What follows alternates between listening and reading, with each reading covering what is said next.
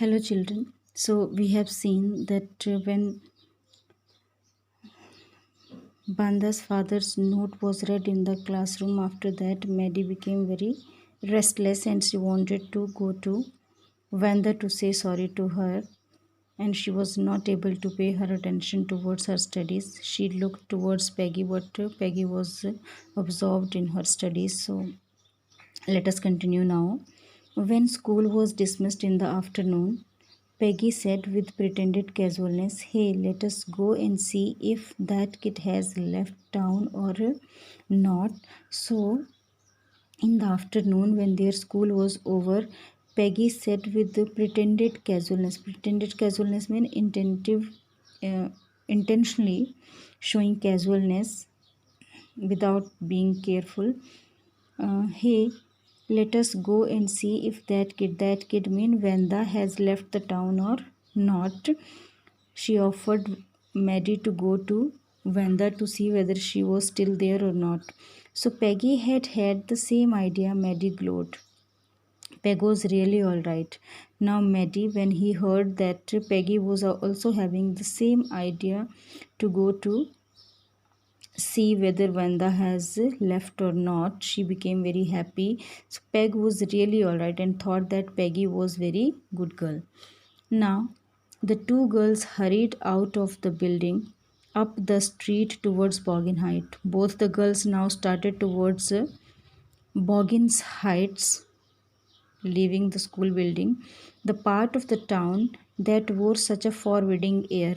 This part of the town, Boggins Height, it was forbidding place. Forbidding mean nobody wants to go that place on this kind of a November afternoon, especially in this weather, in the November afternoon when it is drizzling, damp and dismal.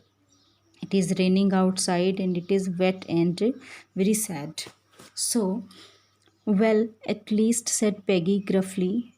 Roughly, Peggy said, "I never did call her a foreigner or make fun of her name."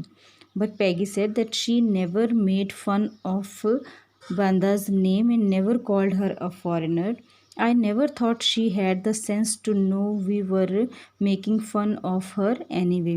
And she also added that she never wanted her to know, she never wanted her to make realize that they were making fun of her. I thought she was too dumb. She was thinking that she was dumb. Dumb mean who does not speak too much. And key, look how she can draw. And happily she added, surprisingly, she said, she how nicely she has drawn. Maddie could say nothing, but Maddie did not say anything. All she hoped was that they would find Vanda. Maddie, she only wanted that they could find Vanda.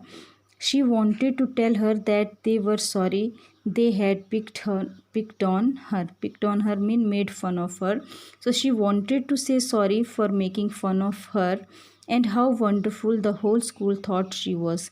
And she wanted to tell her that what everybody thinks about her, or everybody thinks that she was wonderful, and please not to move away and everybody would be nice. And she wanted to make her sure that everybody would be nice to her and she doesn't need to go to anywhere.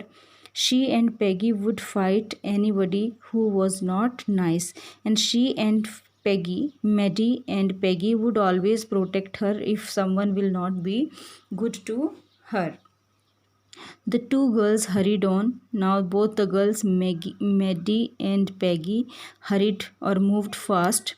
They hoped to get to the top of the hill before dark, and they wanted to reach the place where Vanda was living before it gets dark. "I think that's where the Petrovskis live," said Maddie, pointing to a little white house. Now, Maddie, she pointed towards a little white house and said, "I think Petrovskis were living there."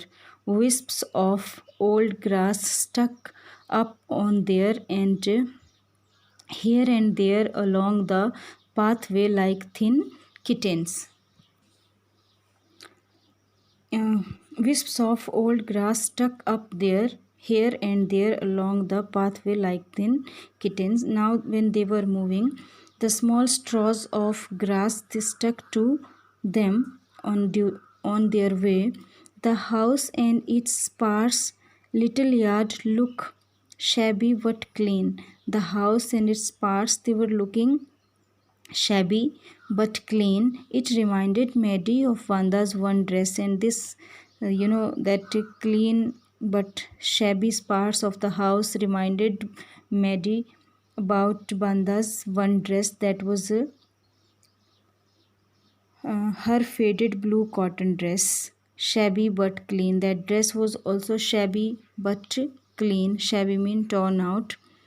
So there was not a sign of life about the house, but it was seeming that there was no one in the house. Peggy knocked firmly on the door, but there was no answer. Now, Peggy, she knocked at the door but found no answer. She and Maddie went around to the backyard and knocked there. Now they both girls, Peggy and Maddie, they went to the backyard and knocked there also. Still there was no answer, but they found no answer.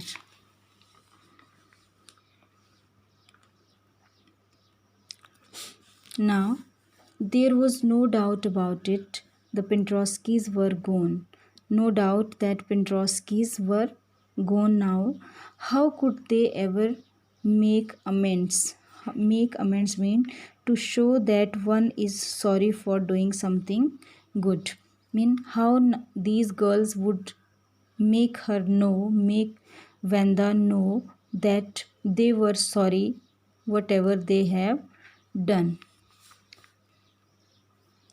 They turned slowly and made their way back down the hill. Now both the girls turned slowly and started moving back towards their house. Well, anyway, said Peggy, she has gone now, so what can we do? Then Peggy said, now Vanda has gone, so nothing can be done. Besides, when I was asking her about all her dresses, she probably was getting good ideas for her drawings. And she also added, moreover, that maybe while she was asking her about her 100 dresses, she was getting ideas to draw mm, for her drawings. She might not even have won the contest otherwise. She added that if I had not given her idea, she might have not won the contest. So that's all for today. Rest we'll do later.